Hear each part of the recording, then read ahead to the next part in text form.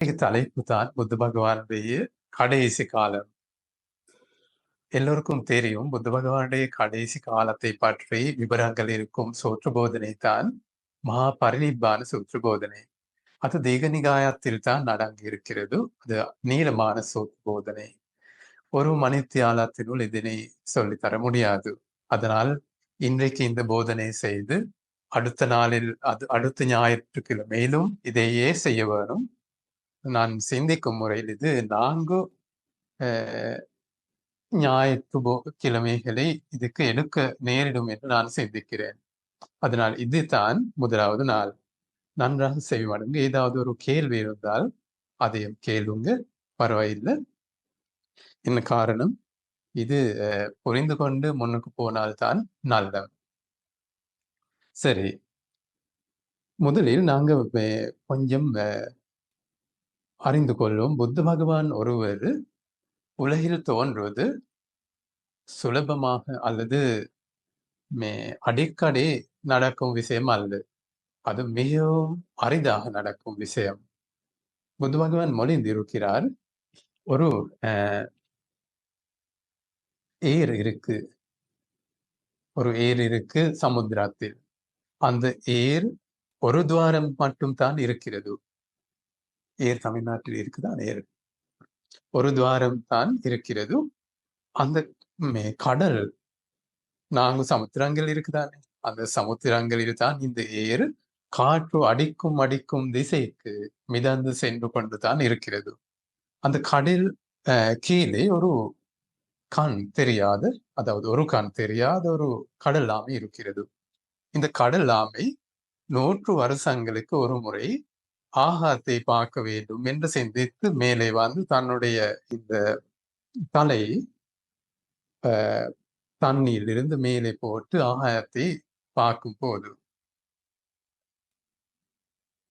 அந்த ஏரில் துவாரத்தினூடாக இந்த கடல் ஆமையினது தலை போயிட்டு அந்த துவாரத்தினூடாக ஆகாயத்தை பார்ப்பது கடினமான விஷயமா, அல்லது அது அரிதாக நடக்கும் விஷயமா, அல்லது அடிக்கடி நடக்கும் விஷயமா? இல்லை, இது அரிதானது, மிகவும் அரிதான ஒரு விஷயம். புத்த பகவான் மொழிகிறார், இந்த 3 துவாரங்களினால் பாவங்களை சேகரித்து கொண்டு நரகங்களில் பிறந்தவர்கள் திரும்பி இந்த ஸ்வர்க்கங்களுக்கு வருவது அதை விட மிகவும் கடினமான விஷயம் என்று, அதை விட மிகவும் அரிதான விஷயம் என்று. அதே போல புத்த பகவான் மொழிகிறார், உலகத்துக்கு புத்த பகவான் ஒருவர் தோன்றுவது அதை விடவும் மிகவும் அரிதான ஒரு விஷயம் என்று. இப்போது அந்த 2 விஷயங்களுமே நடந்திருக்கும் ஒரு நேரம் தான் இப்ப சந்தித்திருக்கிறது. அதாவது மிகவும் அரிதாக உலகில் தோன்றும் புத்த பகவான் ஒருவர் தோன்றி அந்த தர்மம் மொழிந்திருக்கிறார். அந்த தர்மமும் உலகில் அழியாமல் இருக்கிறது. இன்னும் சில காலத்தினுள் இது அழிந்து போகும். அதுதான் புத்த பகவான்மார்களுடைய தர்மத்தில் இயல்பு. அந்த தர்மத்தில் குறைபாடு அல்ல. அப்படியான தூய்மையான தர்மம் இந்த மன அழுக்குகளை கொண்ட மனதுடைய மனிதர்களுக்கு பரம்பரைகளினூடாக முன்னுக்கு எடுத்து செல்ல முடியாது. அதுதான் காரணம். அதனால் இந்த தர்மமும் இல்லாமல் போகும். ஆனா இந்த தர்மம் இல்லாமல் போகும் முன்பு அந்த அரிதாக கிடைக்கும் மனித வாழ்க்கை கூட எங்களுக்கு கிடைத்து இந்த புத்த பகவானுடைய தர்மத்தினையும் இந்த மனித வாழ்க்கையும் சந்தித்து இருக்கிறது. இந்த கண்ணுக்கு எட்டி இருக்கிறது இந்த தர்மம். அதனால் இந்த சம்பவம் வந்து மிகவும் அரிதான ஒரு விஷயம். புத்த பகவான் ஒருவரை பற்றி செவிமடுக்கும் போது இந்த அட்டகதாகளில் இருக்கு, சில உயிரினங்களுக்கு கோடி கற்ப காலங்கள் கடந்து போனாலும் புத்த எனும் வார்த்தை கூட கேட்க கிடைக்காது சொல்லி, சில உயிரினங்களுக்கு அப்படிதான். அப்படியான அளவுக்கு மிகவும் அரிதான ஒரு சம்பவம் தான் புத்த பகவான் ஒருவர் தோன்றும் போது அந்த தர்மம் செவிமடுக்க முடியும் ஒரு பகுதியில் பிறந்திருப்பது. அது அந்த 2மே நடந்திருக்கும் ஒரு நிமிஷம் நாங்க மிகவும் அதிர்ஷ்டசாலிகள். அதனால் பார்ப்போம் இந்த மகா பரிநிப்பான சூத்திர போதனை பற்றி. இது தொடங்குவது புத்த பகவான் ராஜகஹாவில் இருந்த கிஜ்ஜகோட்ட மலையில் நாங்க போகும்போது, புத்த பூமிகளை வணங்க போகும்போது, கிஜ்ஜிகூட்ட மலையின் மேல இருக்கும் புத்த பகவானுடைய குட்டி விடுதி இருக்குதானே, அங்கே புத்த பகவான் வசித்து வரும்போது நடந்த ஒரு சம்பவத்தினூடாகத்தான் இந்த சூத்திர போதனை தொடங்குகிறது. அந்த காலத்தில் அஜாசத் எனும் மகத அரசன் தான் அரசாட்சியை செய்து கொண்டு வந்தார். அவருடைய அப்பாவான பிம்பிசார எனும் மன்னனை கொன்றுவிட்டு இந்த அஜாசத் எனும் அரசன் அரசாட்சியை கைப்பற்றார். பிறகு அவருக்கு வஞ்சிகளோடு, அதாவது இப்போது வேசால் என்னும் ஒரு நகரம் இருக்குதானே கங்கைக்கு வடபகுதியில். அந்த காலத்தில் அந்த வேசாலை பகுதி வந்து மிகவும் செழிப்பான, அபிவிருத்தி அடைந்த ஒரு நாடாக தான் இருந்திருக்கிறது. அங்கே இருந்த மனிதர்கள் கூட, அந்த மனிதர்களுக்கு பாவித்த ஒரு பெயர் இருக்கிறது, லிச்சவி என்று. அதில் அர்த்தம் தான் சவி இல்லை. அதில் அர்த்தம் தான் இவர்களுடைய உடல் நிறம் அப்படியான அளவுக்கு மிகவும் தெளிவானது. தோல் இல்லையேனும் என்று சொல்லும் அளவிற்கு, சொல்ல முடியும் அளவுக்கு மிகவும் தெளிவான, மிகவும் பிரகாசமுள்ள உடல் ஒன்று தான் அந்த லிச்சவிகளுக்கு இருந்திருக்கிறது. அப்படியானவர்கள் தான் அந்த காலத்தில் வேசாலையில் இருந்தவர்கள். இந்த வேதேகி புத்த அஜாசத் எனும் இந்த மன்னன், அவருக்கு ஒரு யோசனை வந்திருக்கிறது, ஆசை வந்திருக்கிறது. இந்த லிச்சவி அரசாட்சியத்தையும் தனக்கு கைப்பற்ற வேண்டும் என்று, அதாவது அதை பிடித்து கொள்ள வேண்டும் என்று ஆக்கிரமித்து அவர் சிந்தித்தார். இது முதலில் புத்த பகவானுக்கு சொல்லிவிட்டு, புத்த பகவான் என்ன சொல்றார் என்று அறிந்து கொண்டு அதற்கு பிறகு செய்தால் நல்லம் என்று. பிறகு அவர் சொன்னார், அங்கே இருந்த ஒரு மகா அமைச்சர், பெரிய அமைச்சர் ஒருவர் இருந்தார். அவருடைய பெயர் தான் வாசகாரர். இவர் கூறினார், பிராமண, நீங்க புத்த பகவான் இருக்கும் இடத்துக்கு போங்க, போயிட்டு என்னுடைய வார்த்தைகளினால் புத்த பகவானுடைய திரு வடிவங்களை வணங்குங்க. அப்படியான ஒரு வணங்குதல் அந்த காலத்தில் இருந்தது. பிறகு கேளுங்க புத்த பகவானிடம், புத்த பகவானுடைய உடல் பலத்தை பற்றி, நோய்கள் குறைந்த நிலை பற்றி, உடல் நிலை பற்றி, சுகத்தை பற்றி கேளுங்க. கேட்டு சொல்லுங்க, அஜாசத் அரசன் வஜ்ஜி எனும் பெயரும் அந்த வேசாரி நகரத்தில் இருந்தவர்களுக்கு பாவித்த ஒரு பெயர் வஜ்ஜி. இந்த காலத்திலும் அதை பாவிக்கலாம். புத்த பகவானுக்கு சொல்லுங்க, இந்த வஜ்ஜிகளை நாசமாக்க விரும்புவார் அஜாசத் மன்னன். அதே போல அந்த அரசாட்சியத்தை ஆக்கிரமித்து அதனை பிடித்து கொள்ள வேண்டும் என்று அவர் சிந்திக்கிறார். சொல்லுங்க. அப்போது புத்த பகவான் என்ன சொல்லுவார், அதனை கேட்டுக்கொண்டு எனக்கு சொல்லுங்க சொல்லித்தான் அஜாசத்தை சொன்னார். அவர் சொன்னார், என்ன காரணம், புத்த பகவான் ததாகதர்கள் ஒருபோதும் பொய் பேச மாட்டார்கள், வீண் பேச்சுக்களை பேச மாட்டார் என்று அவர் சொன்னார். அப்போது அந்த பிராமணரும் புத்த பகவான் இருந்த இடத்துக்கு வருகை தந்து சுவாரஸ்யமான கதைகளில் இறங்கிவிட்டு அந்த மன்னனுடைய கருத்தை பற்றி அல்லது யோசனை பற்றி புத்த பகவானிடம் கூறினார். புத்த பகவான் இருந்த இடத்தில் இன்னும் ஒருவர் இருந்தார். அவர் தான் ஆனந்த எனும் துறவி. ஆனந்த் எனும் புத்த பகவானுடைய துணையாளர், அக்ர துணையாளர், இல்லாவிட்டால் அவர் தான் அட்டெண்டர். ஆனந்த சுவாமி புத்த பகவானுக்கு காட்டு அடித்து தான் இருந்தார். மிகவும் ஒரு வறண்ட காலமாக இருந்திருக்கலாம் அது. அப்போது புத்த பகவான் ஆனந்த தேரர் இருந்த பக்கத்தை பார்த்து ஆனந்த தேரரிடம் கேட்டு இருக்கிறார், ஆனந்த,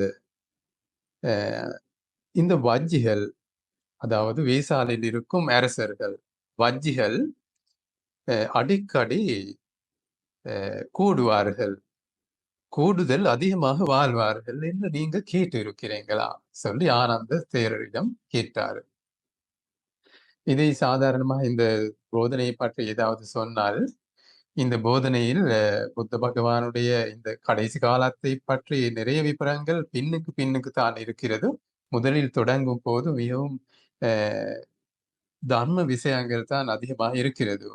முதலில் சப்த அபரிஹானி தர்மங்களை பற்றி இருக்கிறது. அதாவது 7 வகையான வீழ்ச்சி அடையாத தர்மங்களை பற்றி.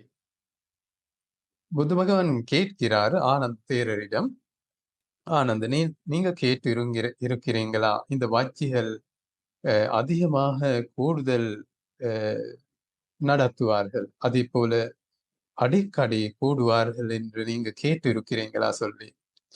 அப்போது ஆனந்த தேரர் பதில் தந்தார், "ஆம் புத்த பகவானே, நான் அவ்வாறு கேட்டிருக்கிறேன்."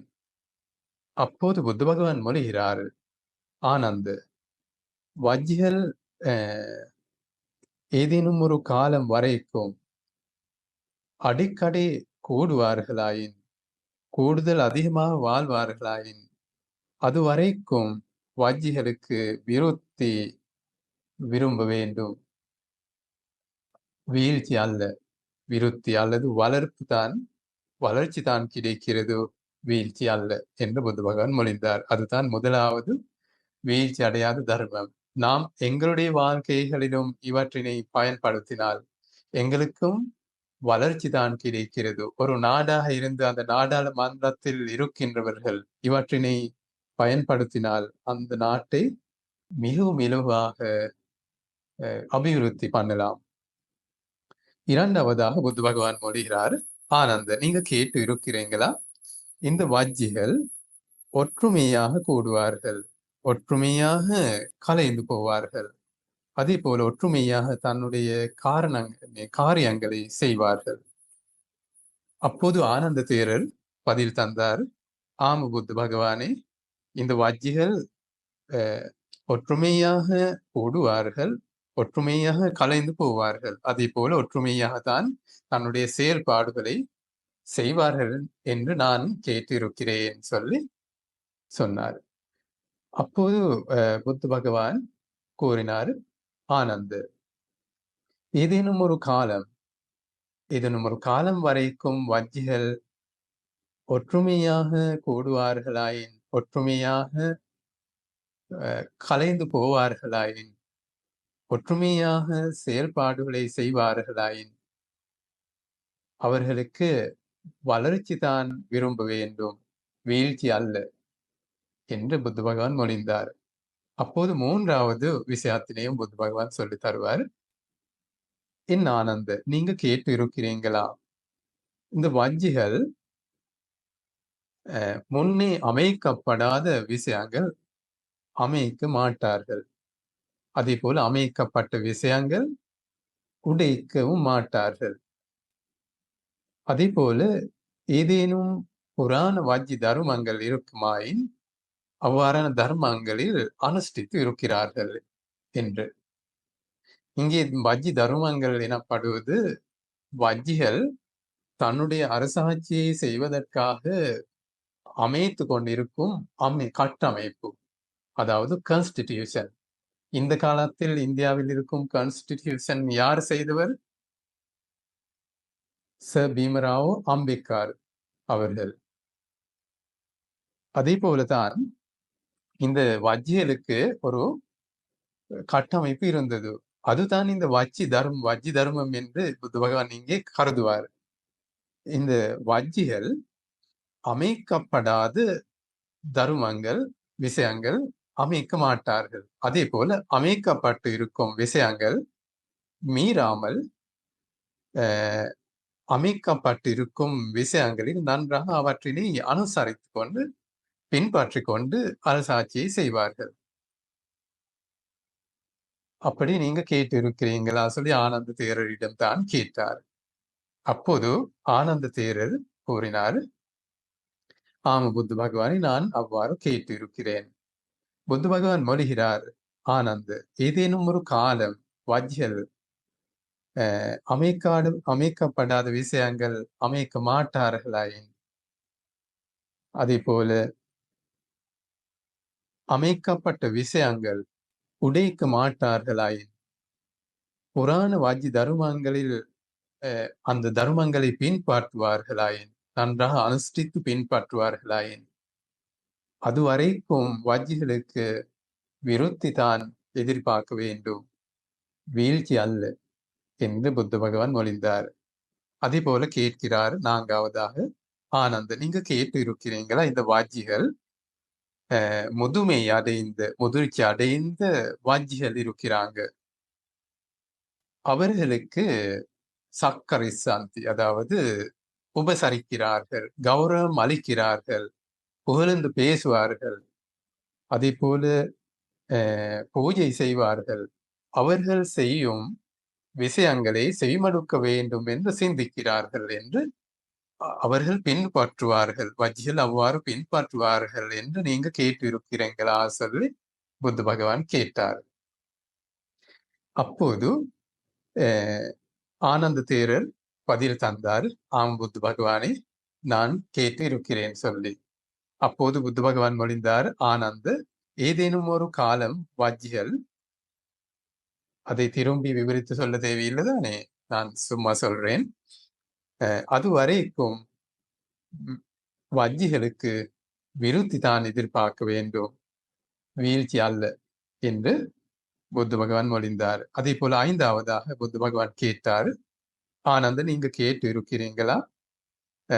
இந்த குலகுமாரிகள் இருக்கிறாங்க வஜ்ஜியர் சாட்சியத்தில், அதாவது கன்னிகைகள் தன்னுடைய குடும்ப பழக்க வழக்கங்களை அவ்வாறு செய்து கொண்டு போகும் ஒழுக்கமுள்ள குமாரிகள், கன்னிகைகள், அவர்களை பலாத்காரமாக பிடித்து கொண்டு சென்று தன்னுடைய வசத்தில் வைத்து கொண்டு மாட்டார்கள். அது என்ன இந்த காலத்தில் எங்களுக்கு புரிந்து கொள்ள முடியாது சில நேரம். என்ன காரணம்? இந்த காலத்தில் அவ்வாறான விஷயங்கள் நடக்காது.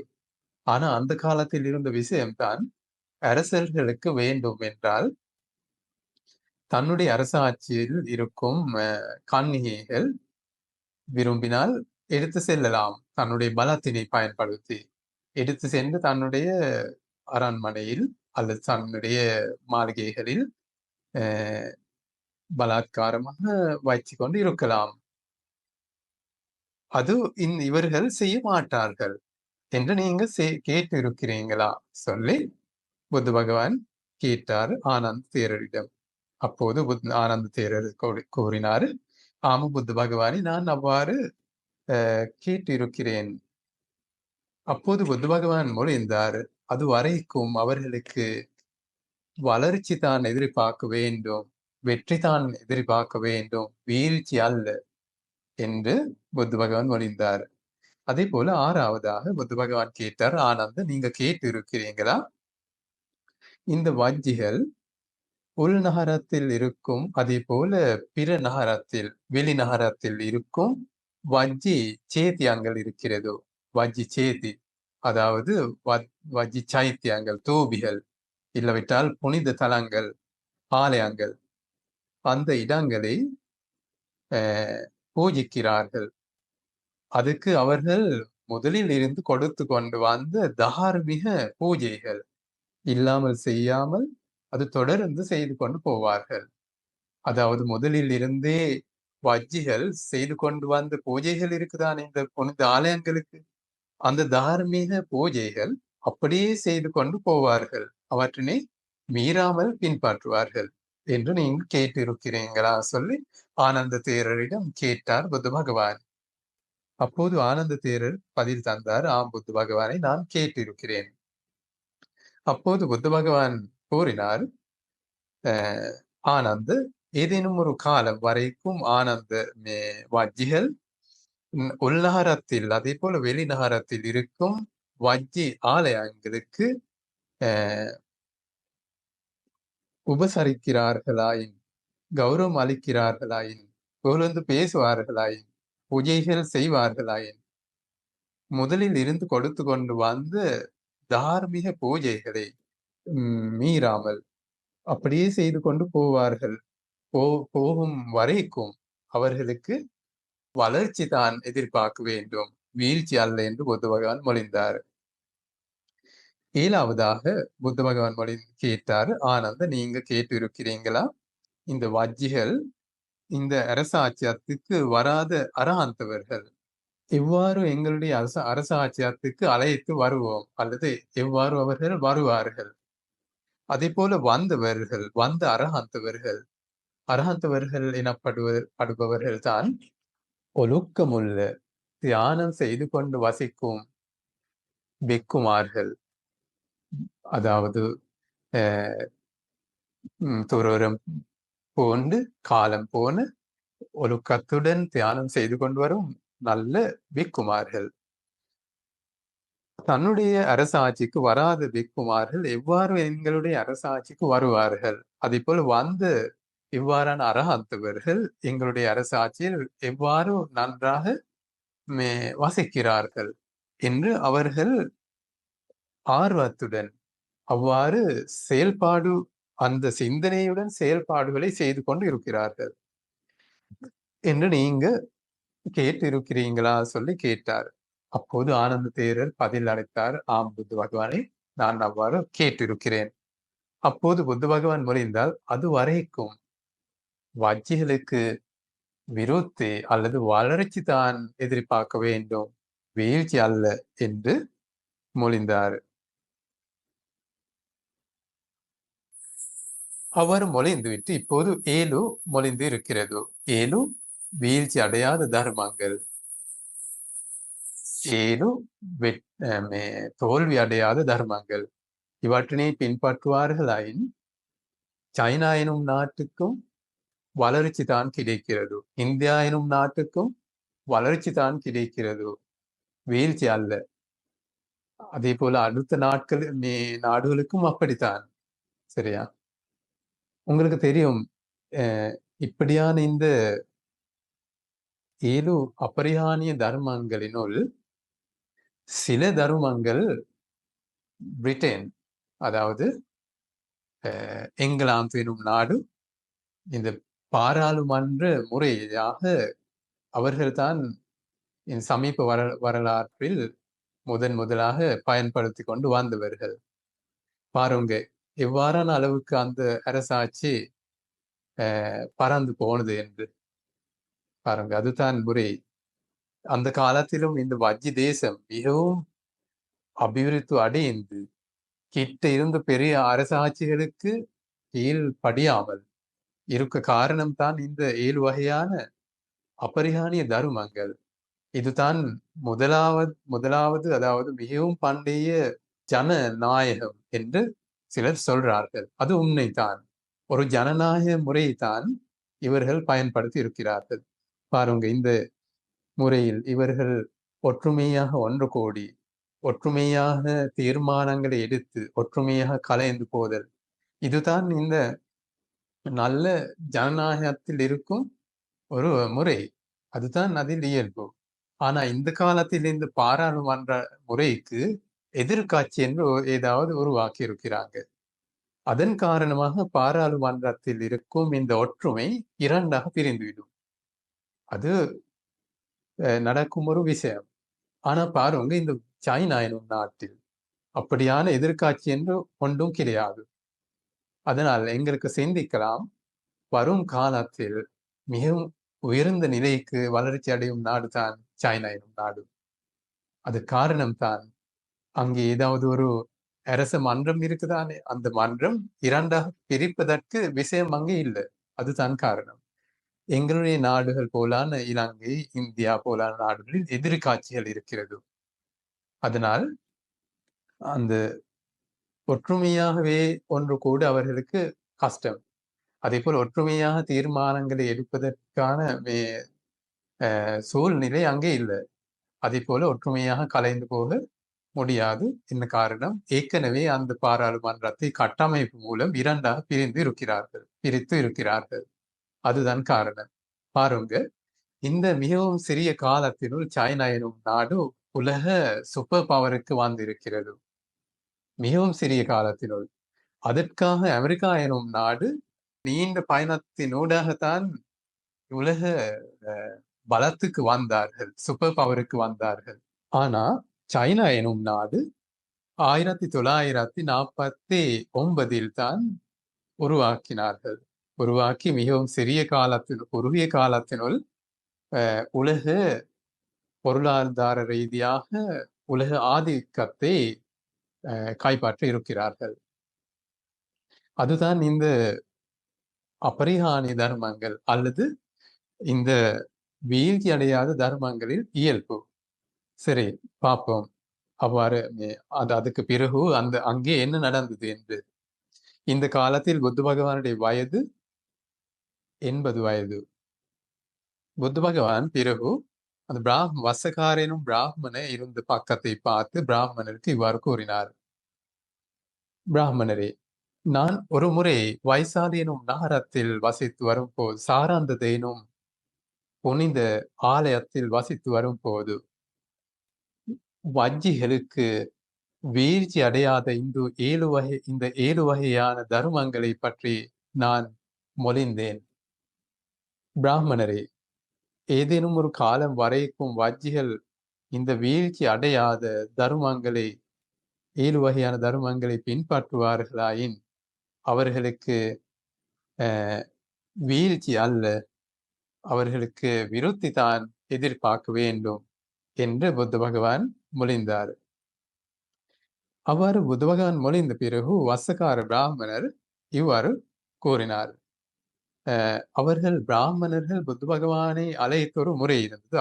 அதுதான் பவங்கோதமோ என்றுதான். ஏனைய குலத்தவர்கள் வைசிய சுத்ர அப்படியான, அதே போலமே அரச குடும்பத்தவர்கள் அப்படியானவர்கள் புத்த பகவானை அழைக்கும் போது பந்தே என்றுதான் அழைத்தார்கள். பிராமணர்கள் அப்படி இல்லை, பவங்கோதமோ. அதில் அர்த்தம் என்ன? அது மிஸ்டர் பவங் அப்படியான ஒரு சொல் தான். சரியா? இவர் கூறுவார், வீழ்ச்சி அடையாது இந்த ஒரே ஒரு தர்மம் கூட பின்பற்றுவார்களாயின் வஜ்ஜிகளுக்கு விருத்தி தான் எதிர்பார்க்க வேண்டும், வீழ்ச்சி அல்ல. அது அப்படி இருக்கும் போது புத்த பகவானே 7 தர்மங்கள் இவர்கள் பின்பற்றும் போது அவர்களுடைய நிலை பற்றி கதைப்பதில் அர்த்தம் என்ன? அவர்கள் தோல் கடிக்க முடியாது என்று தான் அவரும் ஏற்றுக்கொண்டார். அவர் சொல்லிவிட்டு இன்னும் ஒரு விஷயம் அவர் சொல்றார். அப்படி என்றால் வேதிகை புத்து அஜாசத்தேனும் மகத அரசனுக்கு அதை கைப்பற்றும் போது ஏமாற்றி பிடித்து கொள்ள வேண்டும். இல்லாவிட்டால் மித்த பேதம் செய்து, அதாவது நண்பர்களை பேதம் செய்து பிரிக்க செய்துவிட்டு அப்படித்தான் இதனை கைப்பற்ற வேண்டும் என்று இவர் கூறினார். உங்களுக்கு தெரியும் தானே, இந்த ஆங்கிலேயர்கள் போன அரசாட்சிகளில் இந்த டெக்னிக் பாவித்து இருக்கிறாங்க.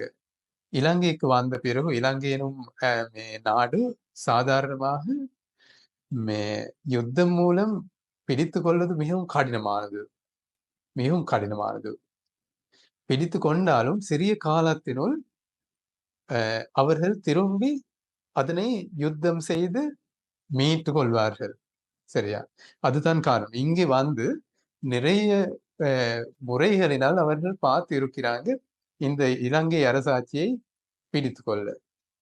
யுத்தம் எவ்வளவு செய்தாலும் அவர்கள் நாசமாய் போனதை தவிர இதை பிடித்து கொள்ள முடியவில்லை. பிறகு அவர்கள் பயன்படுத்த டெக்னிக் தான் மித்த பேத, அதாவது அந்த அரசாட்சியத்தில் இருந்த அமைச்சர்களும் அரசனும் அவர்கள் ஒருவருக்கு ஒருவர் பிரிக்க செய்தார்கள்.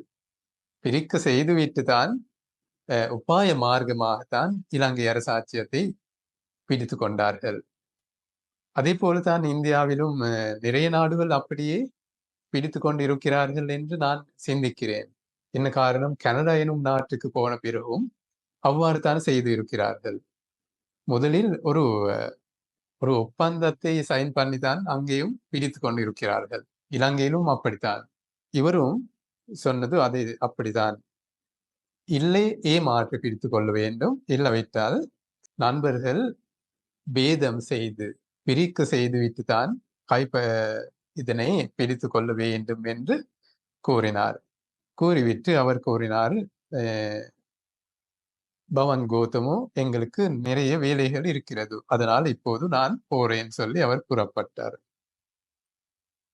அப்போது புத்த பகவான் கூறினார், பிராமணரே, ஏதேனும் ஒரு விஷயத்துக்கு இது காலம் என்றால் அதனை அறிந்து கொள்ளுங்க சொல்லி. அந்த காலத்தில் இதுதான் வழக்கு, இவ்வாறு தான் பேசியிருக்கிறார்கள். பிறகு இந்த மகத மகா அமைச்சரான வாசக்காரர் அந்த இடத்தில் இருந்து நின்றுவிட்டு கிளம்பி போனார். பிறகு அவர் கிளம்பி போன பிறகு புத்த பகவான் ஆனந்த தேரரை அழைத்து கூறினார், ஆனந்த், இந்த ரஜகாயனும் நகரத்தில் இருக்கும் பிக்குகள் எந்த அளவுக்கு இருக்கிறார்களோ அவர்கள் அனைவரும் இந்த உப்பட்டான சாலாவுக்கு இல்லாவிட்டால் இந்த மண்டபத்துக்கு, அங்கே ஒன்று கூடும் ஒரு பெரிய மண்டபம் இருந்தது, அந்த மண்டபத்துக்கு கோடு செய்யுங்க சொல்லி புத்த பகவான் மொழிந்தார். அப்போது ரஜகாயனும் நகரம் பெரிய நகரம். அங்கே ஒரு பிக்கு அல்ல, 500 பிக்குமார்கள் அல்ல, அதே போல் 1000 பிக்குமார்கள் அல்ல, அதை விட நிறைய பிக்குமார்கள் இருந்திருக்கிறார்கள். அப்போது சிறிய சிறிய தூரத்தில் இருக்கும் பிக்குமார்களை யார் சரி அனுப்பி அழைத்து கொண்டு வரலாம். தூரத்தில் இருக்கும் பிக்குமார்கள் எப்படி அழைத்து கொண்டு வருவார்கள்? அந்த காலத்தில் இறுதியுள்ள பிக்குமார்கள் ஏராளமாக இருந்தார்கள். ஆனந்த தேரர் என்ன செய்கிறார்? அந்த இறுதியுள்ள பிக்குமார்களுக்கு சொல்லி அவர்களுடைய உதவியுடன் பிக்குமார்கள் அனைவரும் அந்த இடத்துக்கு சிறிய காலத்தினுள் ஒன்று கூடுவார்கள், ஒன்று கூட செய்வார்கள்.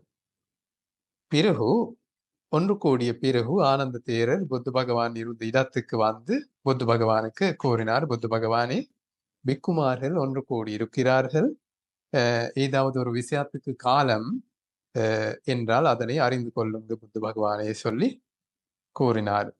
அப்போது புத்த பகவான் அந்த மண்டபத்துக்கு வருகை தந்தார்.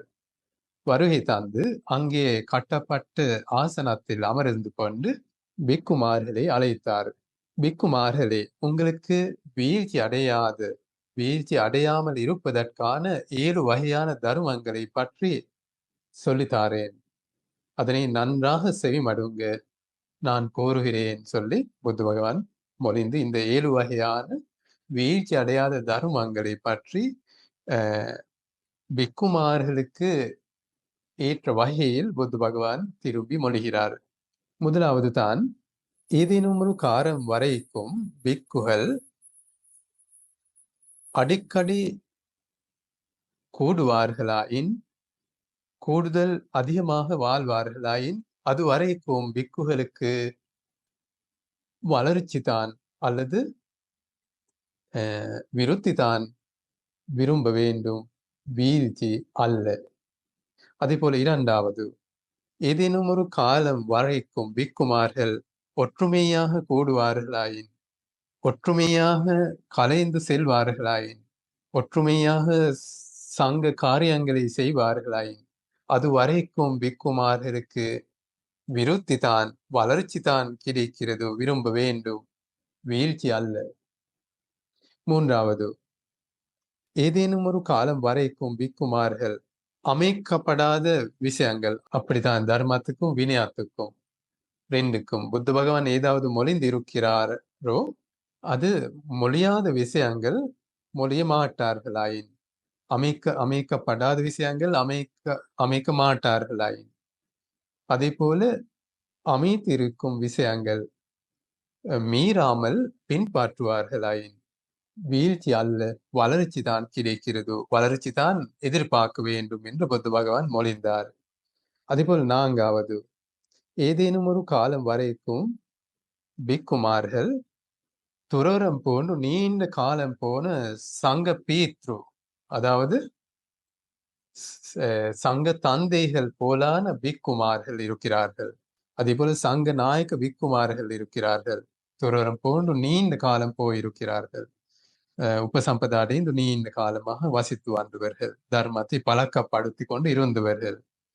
அந்த மூத்த தேர பிக்குகள் இருக்கிறார்களோ அவர்களுக்கு இந்த அடுத்த பிக்குமார்கள் உபசரிக்க வேண்டும், கௌரவம் அளிக்க வேண்டும். அதே போல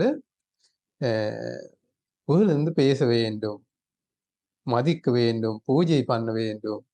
அவர்கள் சொல்லும் விஷயங்களை செய்மடுக்க வேண்டும் என்று சிந்திக்க வேண்டும்.